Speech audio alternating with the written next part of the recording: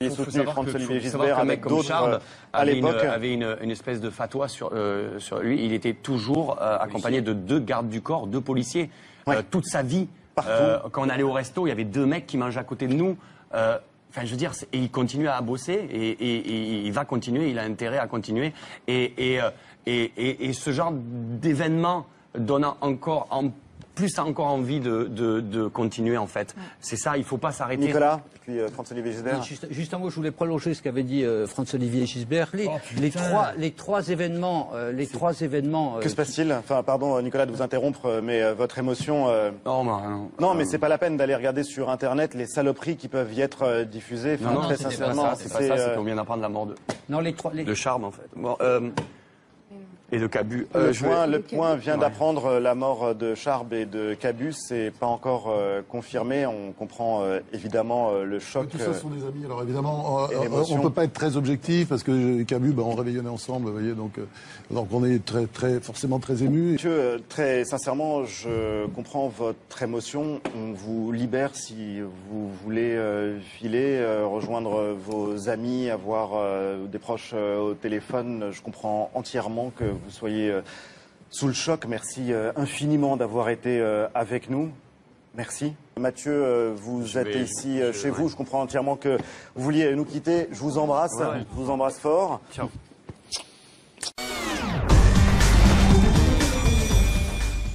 Et vers 11h, 3 individus cagoulés, lourdement armés, ont pénétré au siège de Charlie Hebdo. Une trentaine de coups de feu auraient été tirés à l'intérieur du bâtiment. Sur cette vidéo, des employés d'une agence de presse en face des locaux se réfugient sur le toit. Le quartier est bouclé. Il se cache des assaillants. Des témoins auraient entendu crier « Allah Akbar ». Les 3 hommes se seraient enfuis direction Porte de Pantin. La fusillade a fait au moins 11 morts et 5 blessés. La course-poursuite est toujours en cours. 3 ennemis publics numéro 1 ont terrorisé la France ces derniers jours.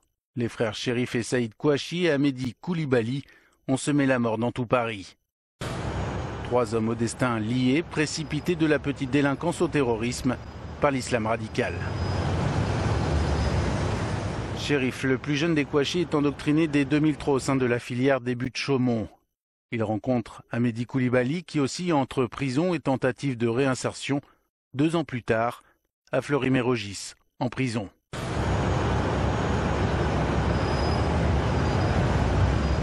C'est entre ces murs que les 2 hommes tombent sous l'emprise de Jamel Bégal, figure de l'islam radical français. Bégal qui purge une peine de 10 ans pour la préparation d'attentats. Chérif Kouachi et Amédi Koulibaly se retrouvent en 2010, tous 2 impliqués dans un projet d'évasion d'un islamiste. Chérif bénéficie d'un non-lieu. Koulibaly est lui condamné à 5 ans de prison. Peu après, l'aîné des Kouachi, Saïd, effectue plusieurs voyages au Yémen où il est formé au maniement des armes sous l'égide d'Al-Qaïda.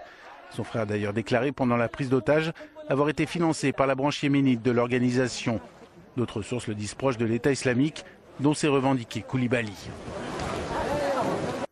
Hayat Boumedienne, la compagne de Koulibaly, 4e suspecte, est toujours activement recherchée par la police française.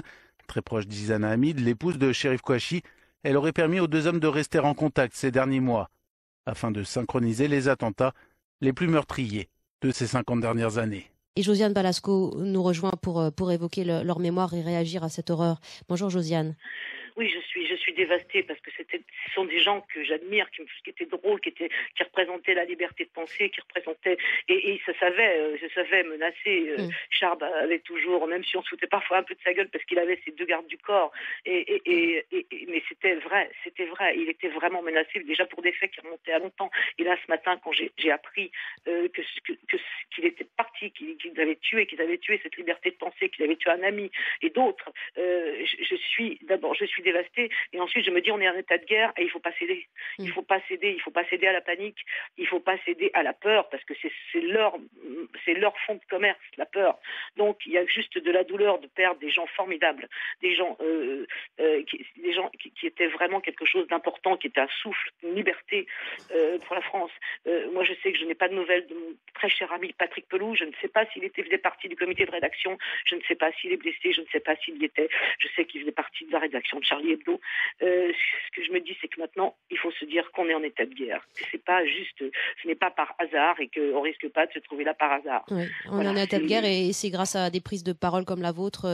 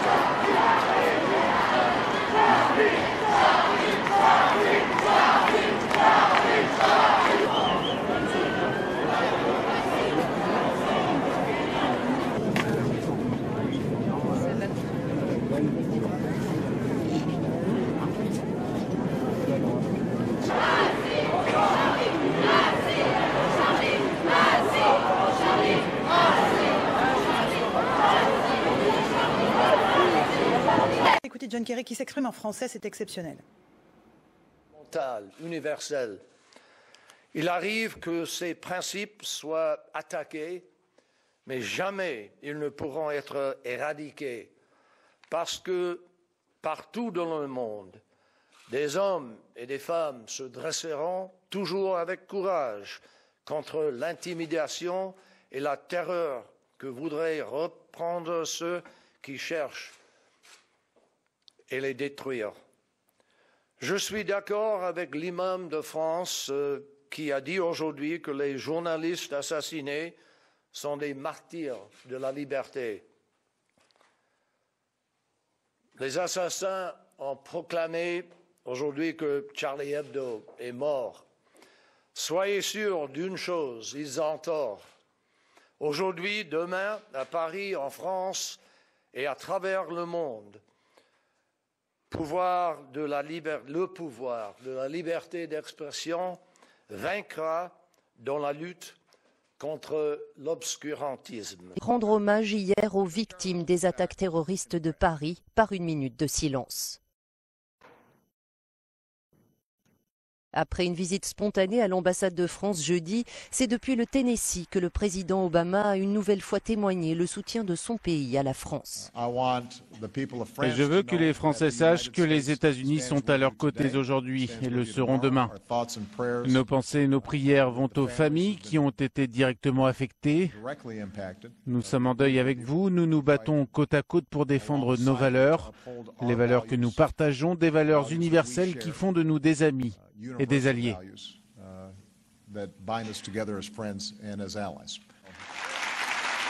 Le département d'État a par ailleurs appelé tous les Américains de l'étranger à redoubler de vigilance alors que la menace... À midi, une minute de silence est observée dans tout l'Hexagone. C'est une journée de deuil national. Le monde entier se recueille aussi. À 22 h, les frères Kouachi sont toujours introuvables. Le tireur de Montrouge est en fuite. Vendredi matin, les assaillants de Charlie Hebdo sont repérés, retranchés dans une imprimerie de Dammartin en Goële. Le village est bouclé, les forces d'intervention sont là en nombre. Un civil se trouverait à l'intérieur du bâtiment occupé. Vers 13 h à Paris, porte de Vincennes, une autre fusillade éclate. Une prise d'otage dans une épicerie cachère. L'assaillant semble être Amédi Koulibaly, le tireur présumé de Montrouge, identifié quelques heures plus tôt. Délinquant multirécidiviste, il aurait rencontré Chérif Kouachi en détention. Le lien s'établit entre les différents drames. Un avis de recherche est aussi lancé pour la compagne d'Amédi Koulibaly. Après des heures de confrontation, un assaut quasi simultané est donné peu avant 17 h. À Dammartin en Goële, les frères Kouachi sont tués pendant l'opération. Le civil caché dans l'entreprise est sain et sauf. À Paris, une scène de guerre se déroule. Amédi Koulibaly est lui aussi tué pendant l'assaut alors qu'il fonce sur les équipes d'intervention. Les otages sortent paniqués de l'épicerie. Le bilan est lourd. 4 civils auraient été tués dès le début de la prise d'otage par Amédi Koulibaly. Charles Pellegrini, ancien chef de l'Office central de lutte contre le... Guillaume Oda, par téléphone à présent. Guillaume, qu'est-ce que vous avez vu, qu'est-ce que vous avez entendu de là où vous êtes? Alors d'abord la situation en face de nous, 2 gendarmes qui intiment à toutes les personnes, tous les habitants de ce petit hameau de Dammartin d'évacuer la zone. On sent une extrême tension. On a évidemment entendu les détonations dont a parlé Nathalia Gallois à l'instant, avec des tirs de rafales, en tout cas d'armes automatiques. C'est une détonation et des rafales qui ont duré, je dirais, des échanges de tirs peut-être pendant 3 à 4 minutes. On est à une centaine de mètres à peine, nous, de cette imprimerie où sont retranchés les 2 frères Kouachi.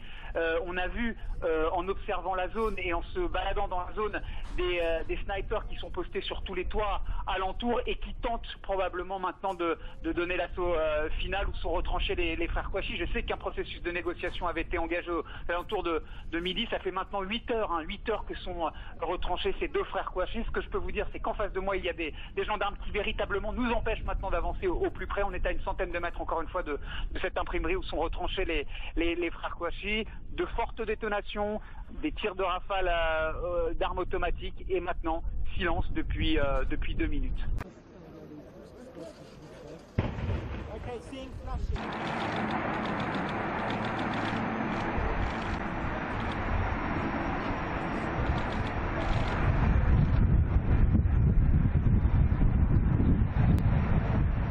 Tirs retentissent à l'imprimerie de Dammartin en Goële, au nord de Paris, où sont retranchés les 2 tueurs présumés de Charlie Hebdo. Une fin de cavale sanglante pour les frères Kouachi. Quant au graphiste de 26 ans qui se trouvait dans l'entreprise, il est sain et sauf. Jamais les 2 terroristes ne se sont doutés de sa présence. Et quand on a appris le dénouement, heureux, donc là c'était, on s'est senti léger, quoi. Donc on est heureux. Maintenant, on lui a envoyé un petit SMS à sa femme et à lui, et on lui a demandé que dès qu'il pourrait nous envoyer un petit mot pour dire que tout va bien. Un soulagement largement partagé, comme l'explique ce conseiller général de Seine-et-Marne. Je vais exprimer à nouveau le soulagement qui est le nôtre et le soulagement de tous, des habitants de cette région, de ce secteur, parce que cela se passe dans une zone densément peuplée. Il y a des enfants, il y a des collégiens, il y a des employés dans ce secteur. Et puis l'entreprise dans laquelle les individus avaient pénétré, c'est une entreprise que nous connaissons bien, nous connaissons les patrons. Et donc c'est un vrai soulagement de savoir que cela se termine ainsi. Le village de 8000 âmes aura été en état de siège pendant 8 heures. Commerces fermés, établissements scolaires évacués et habitants terrés chez eux. Jean-Michel Deguegis, qu'est-ce que vous savez exactement sur l'assaut qui a été donné à Dammartin? Où se trouvaient donc les 2 suspects de la tuerie de Charlie Hebdo. On nous confirme l'information selon laquelle les 2 suspects sont morts, l'otage est libéré et qu'il n'y a aucun blessé du côté des forces de l'ordre. Donc ce serait un succès total pour l'opération menée par le GIGN. Oui, à Dammartin, réussi. À Dammartin-les-Goëles. Voilà, c'est ce que l'on sait. Une information confirmée donc par iTélé et par Jean-Michel Deguegis. Il est 17h14. La colonne d'assaut des hommes du raid est lancée. On entend des détonations. Le rideau métallique s'ouvre. À l'intérieur, on aperçoit un homme à terre. L'assaut final est donné, longuement nourri à l'arme automatique.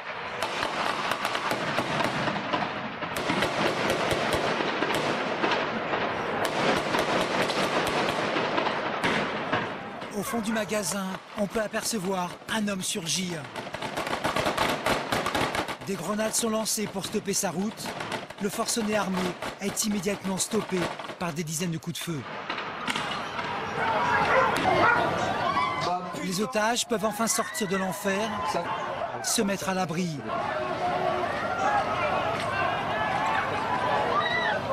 Un policier blessé est évacué. Un autre est au sol. L'assaut est terminé. Il a duré moins de 3 minutes. S'inscrit sur l'Arc de Triomphe en plein cœur de la capitale française. Dans la matinée, la mairie de Paris avait fait Charlie Hebdo citoyen d'honneur de la ville. Depuis l'attentat de mercredi, c'est sur le web que les marques de soutien affluent. Le site web de Charlie Hebdo a connu un trafic exceptionnel ces derniers jours, dépassant le million de visiteurs en seulement quelques heures. Surtout le slogan « Je suis Charlie » s'est répandu à une vitesse incroyable dans le monde entier. La barre des 5 millions de tweets a été dépassée hier en fin de journée, avec un pic à 6500 tweets par minute.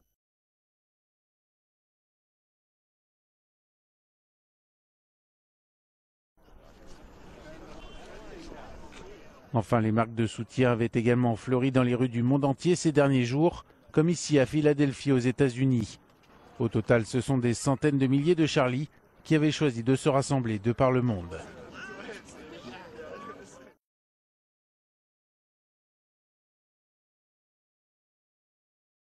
Et la gendarmerie sont encore sur place. Un périmètre de sécurité a été établi. La France qui se réveille a sonné ce matin. D'autant qu'il y a, Alice, toujours une femme introuvable. C'est la compagne d'Amédi Coulibaly. Et oui, pendant ce temps-là, l'enquête continue. Julien Arneni, vous êtes place Beauvau avec Hugo Jolion-David. L'étau se resserre sur cette femme. Donc c'est la femme la plus recherchée de France ce matin. Oui Alice, exactement, elle s'appelle Hayat Boumediene. C'est donc la compagne, l'épouse de Amédi Coulibaly. Elle est toujours très activement recherchée par toutes les forces de police du pays depuis hier soir. D'ailleurs, un numéro vert a été mis en place par les policiers hier soir. Si vous disposez d'informations crédibles au sujet d'Hayat Boumediene, ce numéro vert est toujours disponible. C'est le 0805 02 17 17 0805 02 17 17. Un appel à témoins est donc diffusé par les forces de police depuis hier soir. Et d'ailleurs, depuis hier soir, toujours de plus en plus d'informations circulent au sujet du profil de Hayat Boumediene. On sait qu'il s'agit d'une jeune femme âgée de 26 ans, mariée donc à Amédi Coulibaly depuis le mois de juillet 2009. Elle a été, Hayat Boumediene, déjà entendue par la police. C'était il y a un petit peu plus de 4 ans, en 2010, puisque son mari avait été arrêté. Il avait des liens très forts avec le principal auteur des attentats de Paris en 1995, Maïn Haït Ali Belkacem. Et donc, pendant ses auditions avec la police, Hayat Boumediene a donné quelques informations, notamment elle ne se cache pas de ses fortes convictions islamistes. Un exemple pour illustrer cela, elle refuse par exemple de condamner les attentats perpétrés par Al-Qaïda aux États-Unis. Elle disait également aux policiers pendant ses auditions en 2010 qu'elle avait prévu de se rendre au plus vite dans un pays arabe pour approfondir ses connaissances de l'arabe littéral. D'ailleurs, elle porte depuis mai 2009 le voile intégral. Enfin, dernière information sur cette enquête qui se poursuit ici, bien sûr, place Beauvau. Hier soir, pendant sa conférence de presse, François Molins, le procureur de la République de Paris, a indiqué que pendant toute l'année 2014, la police, les renseignements avaient intercepté plus de 500 appels entre l'épouse de Chérif Kouafi et Hayat Boumediene. Ça veut dire qu'il y a bien des liens constants entre les deux couples et donc, évidemment, entre les deux prises d'otages perpétrées hier. Merci Julien Arneni avec Hugo Jolion-David.